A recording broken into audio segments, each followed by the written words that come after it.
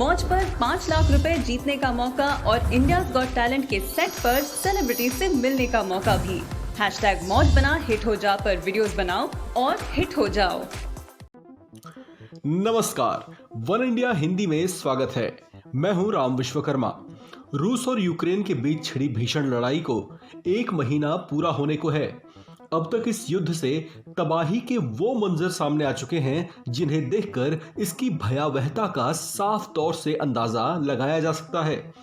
पश्चिम के दबाव के बावजूद रूस टस से मस होने को तैयार नहीं है। उसने तो अपने न्यूक्लियर वेपन को भी तैयार रखने के निर्देश दिए हैं।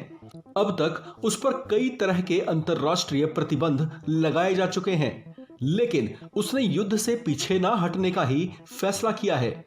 इस बीच एक ऐसी खबर सामने आई है जिसने रूस के अंदर ही यूक्रेन से युद्ध को लेकर बनती असहमतियों की ओर इशारा किया है।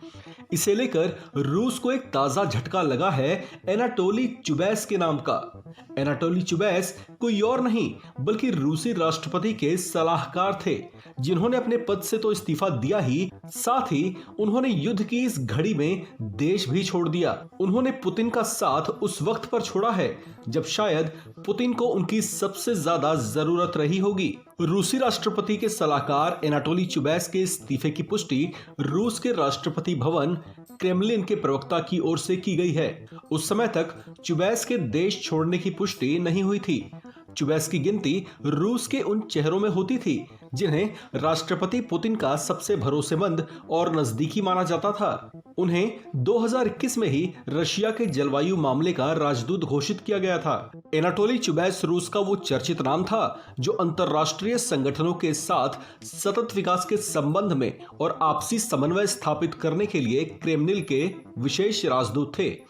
ब्लूमबर्ग न्यूज की एक रिपोर्ट की माने तो चुबैस ने यह फैसला यूक्रेन पर जारी रूसी हमले के चलते लिया। इस रिपोर्ट में यह दावा किया गया है कि वे इस युद्ध के पक्ष में नहीं थे। अपना इस्तीफा सौंपने के बाद उन्होंने देश छोड़ दिया, लेकिन अब वे किस देश में हैं इस बात की पुष्टि अब तक नहीं हो पाई है। चर्चाओं के मुताबिक वे इस समय तुर्की में हैं। आपको बता दें कि करीब महीने भर से जारी रूस और यूक्रेन युद्ध खत्म होने का नाम नहीं ले रहा। दिन गुजरने के साथ साथ ये और भीषण होता जा रहा है। रूस अब तक यूक्रेन के कई महत्वपूर्ण ठिकानों को निशाना बना चुका है, लेकिन यूक्रेन झुकने को तैयार नहीं है। वो और बात है कि इस युद्ध की वजह से रूस को भी काफी कुछ झेलना पड़ा है। रूस को आर्थिक तौर से अब तक बहुत नुकसान हो चुका है, लेकिन अंतर्राष्ट्रीय दबाव के बीच भी उसने युद्ध को जारी रखा हुआ है। इस बीच रूसी राष्ट्रपति के सलाहकार चुबैस के इस्तीफे ने उन हवाओं को भी बल दे दिया है जिसमें इस बात के कयास लगाए जा रहे थे कि रूस के भीतर भी यूक्रेन से जंग के खिलाफ आवाजें उठ रही हैं। इस खबर में फिलहाल इतना ही। बाकी खबरों के लिए बने रहिए वन इंडिया हिंदी के साथ।